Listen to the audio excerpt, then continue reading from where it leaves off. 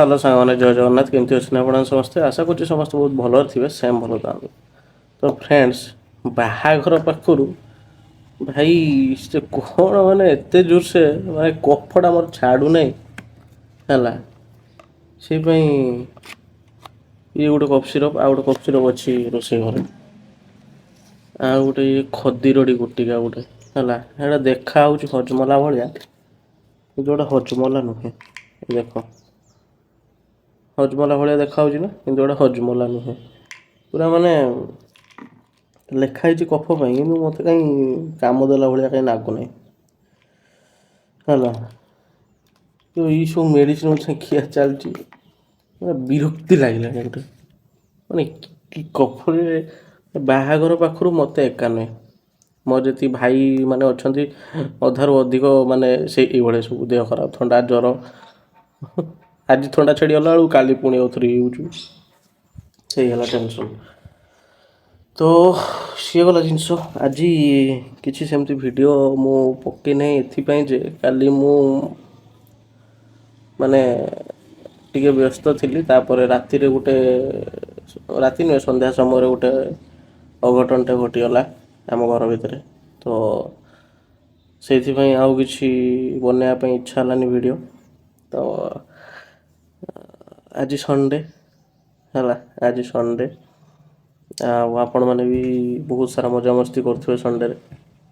ବାକି ମୋର ତ ସଣ୍ଡେ ମାନେ ଏଇ ରୁମ୍ରେ ଆଉ କୁଆଡ଼େ କିଛି ନାହିଁ। ତ ଏଇଠି ଆମେ ଯାହା କରିବା ରୁମ୍ ଭିତରେ।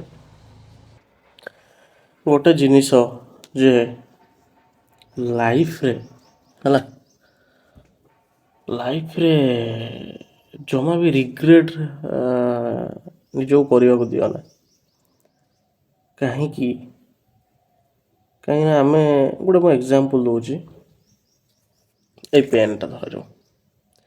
ଏଇ ପେନ୍ଟା ମୋର ଇଚ୍ଛା ଅଛି ଏଇ ପେନ୍ଟା କିଣିବି, ଏଇ କଲର୍ର ହିଁ ମୁଁ କିଣିବି ହେଲା।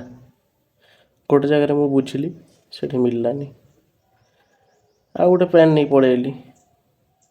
ପରେ ମୋତେ ରିଗ୍ରେଟ୍ ହେଲା ଯେ ଯଦି ମୁଁ ଆଉ ଗୋଟେ ଦୋକାନ ଯାଇଥାନ୍ତି, ସେଠି ପେନ୍ଟା ଏଇ କଲର୍ ପାଇଯାଇଥାନ୍ତି।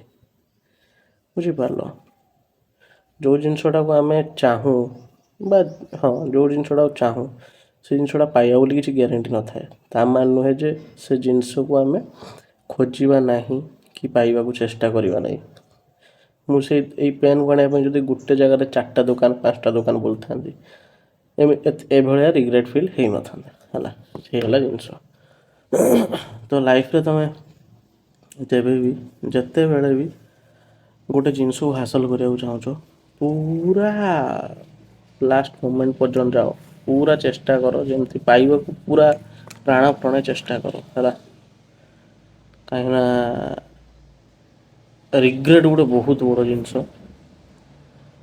ଆଜି ସେ ଜିନିଷକୁ ତୁମେ ପାଇବ ବୋଲି ଆଶା ରଖୁଛ, ପାଇବନି।